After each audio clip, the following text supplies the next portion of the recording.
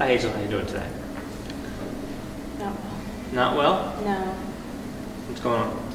Well, remember I had told you that they were downsizing at my job. I remember that. So I've, been there 20 years at my job. A long time. Yeah, and they're downsizing lately, and they let me go. Well, that's terrible. I'm sorry to hear that. Thanks. Do you have any type of severance or anything like that? No. No. No. So yeah, it's just, they let me go. I have really nothing to go on. I don't know what to do. I've been at that job so long. I really, don't know how to do anything else. You used to talk about that job. You were happy there.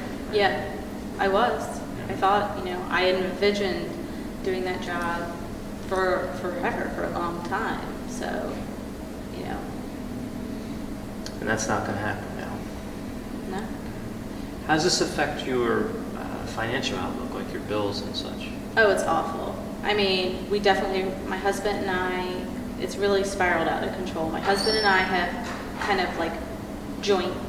We pay the bills together, and so this was half of our income, and that's gone. And because it was kind of more sudden, we didn't really have time to do anything else, time to prepare. So it definitely caught you off guard. Do you have enough income with your husband's job to cover your basic bills? We're a little bit behind. A little bit behind. Yeah, so far, but if I don't find a job soon, then I don't know what's going to happen. I don't know how bad it's going to get. Do you know about how long you have before you fail to meet any financial commitments? My husband usually deals with the bills, so I'm not quite sure, Mm-hmm. but probably in another month or so, it's going to get really bad. It's about a month. Yeah. What thoughts have you been having? All sorts. I mean, I worry that, like my husband and I are arguing because we're under all this stress. I worry we're going to lose our house. I'm worried I'm going to be homeless. It's embarrassing. I don't have a job now. What if I don't find another job? What are my kids going to do? My kids are, relying on us to meet their needs. They depend on you. Yeah, so I mean, we could be homeless. I might not ever get a job again. I'm not getting any younger. So I'm afraid that I won't get another job. Now, you said you were laid off, right? Yeah. From the position. Mm-hmm. Are you eligible for unemployment? I'm not sure. I'm still looking into that. Because if you were, I'm not a labor law expert or anything, but I think if you're laid off, there's probably a decent probability you could get unemployment. Right? How about your educational level? I just have my bachelor's. Well, that's more than most, right? You have a bachelor's degree. Yeah. You just haven't had to look for a job in a long time, 20 Right. years, right? Mm-hmm. Because I'm guessing you thought you were going to retire Yeah. there, right? Mm-hmm. So this is upsetting for a lot of reasons. So you have the financial stressors, right? That can't be minimized. The relational stressors. You mentioned it's kind of embarrassing.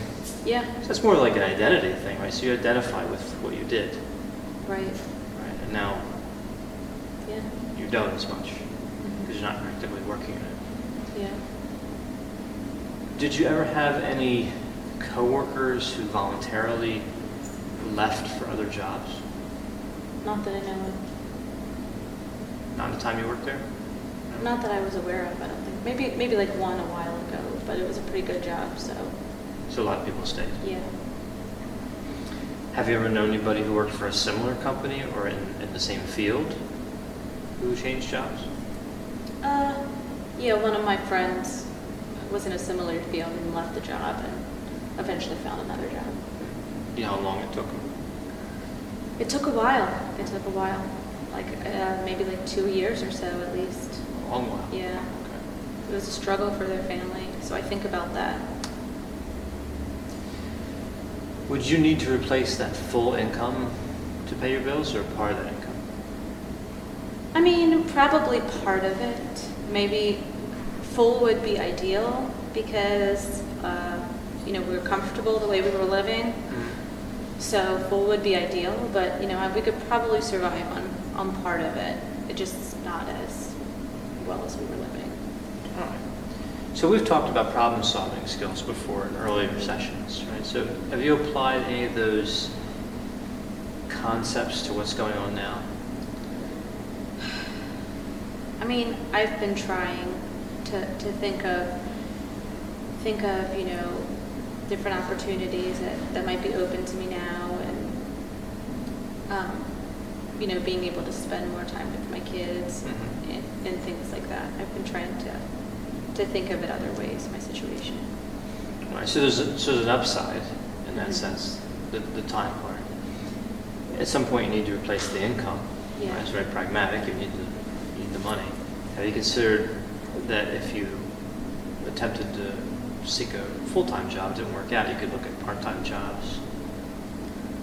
I've thought about it, but I'm really having a hard time with it. What would it mean about you? What would it say about you if you had to take a part-time job instead of finding another full-time job that's similar to the one you lost? What would it mean about me? That I think if I only had a part-time job, that I wasn't qualified, that I wasn't good enough for a full-time job. All right, so you would internalize that, and the meaning would be that you're not as valuable. Yeah. So it speaks to self-worth.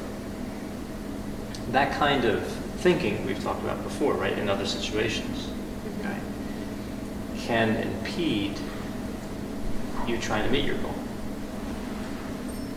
Right, so what do you do when you're feeling not worthy, when you're feeling worthless? Yeah. What do you do?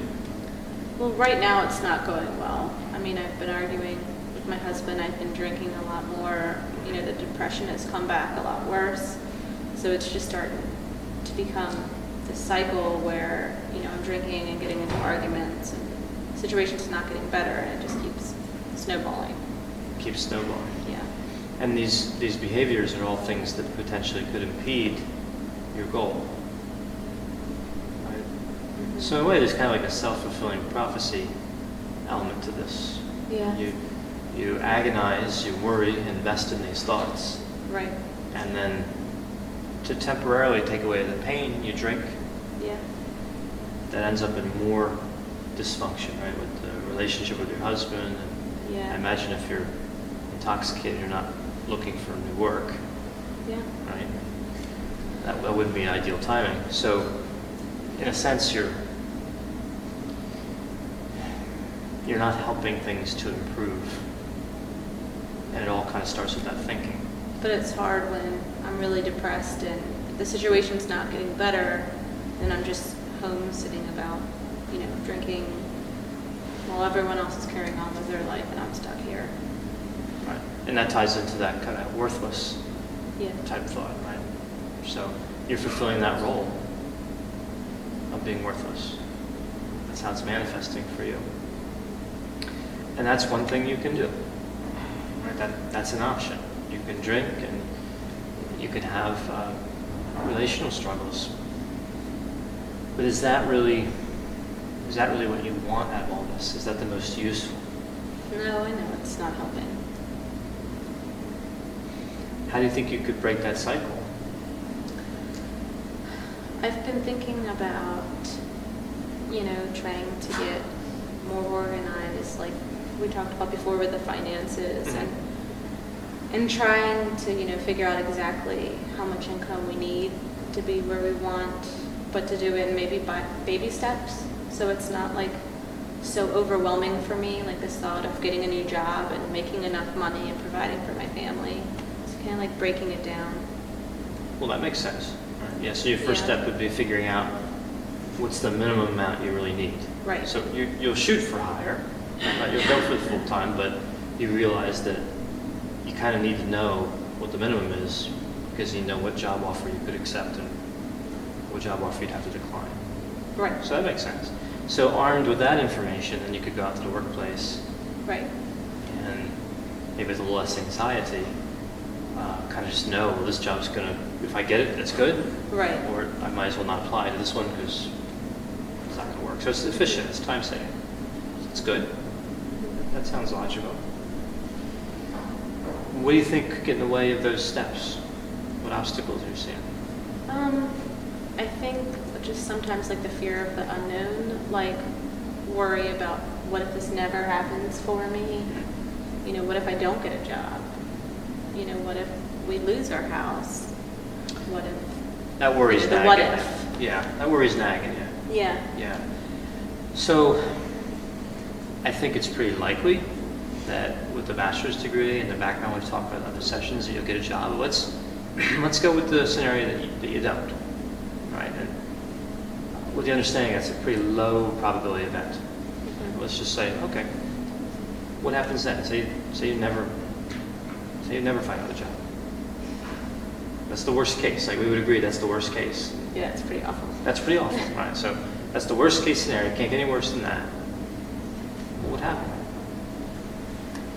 I mean, worst case, if we don't get a job, I mean, we would probably, I don't know, like get a smaller house or find a way around it. I mean, So you would we've been adapt. through some tough times, yeah. It would be difficult, right? To Yeah. be fair, right? It would be difficult, but you would adapt. Right. So like it would be difficult, but I think if I really thought about it, you know, we would probably get through it. So if we pick up with that, if we say that's really an adaptive response. Remember we talked about adaptive responses Right. to automatic thoughts, right? So if you're telling yourself when you have the depression and certainly anxiety, the craving to drink, Mhm. you tell yourself, well, the worst that could happen is I don't work for the rest of my life. Mhm. Again, acknowledging that's pretty unlikely. Right? But the worst that could happen is I won't work again. And I might have to adapt. I might have to have a simpler life in terms of material goods and a smaller house. But I would survive. What effect might that have on your mood or your thoughts? I mean, I think when I really think about it, you know, like you said, I think I'm less depressed or think that I'm more able to cope with it. You know, knowing, okay, well, this is the worst that could happen, but maybe it's not as bad as I thought it would be in my head. So there's a peace that comes with, and clarity that comes with accepting what the worst case scenario could be. Right. And probably another part of the adaptive response could be, you know, I could live through the worst case scenario. I think it's important though to acknowledge that it's unlikely. That's still Right. unlikely. Right? So statistics, probability is on your side here. Right. So as you go out into the workplace, you know, the workforce and seek employment, you'll probably have some interviews where you don't get job offers, right? But eventually you'll probably have one where you do, Yeah. right? It's just math. Right. But if you can accept the worst case, then maybe reduce or eliminate that alcohol consumption, maybe reduce that depression, reduce that anxiety. Mhm. Does that make sense? Yeah, it makes a lot of sense. All right. So let's end there for today, but I want you to try for the next week. I want you to try applying that adaptive response, right? Actually, there's two we talked about, right? One is you could survive the worst case scenario. Another one is that probabilistically it won't happen. Right. Right? So you have kind of you do have two adaptive responses I want you to apply when those automatic thoughts come up, like, I'm never going to work again. Okay. This is a catastrophe. So like that self-talk. Yeah, apply that self-talk. So identify that automatic thought, because we've talked about that skill, right?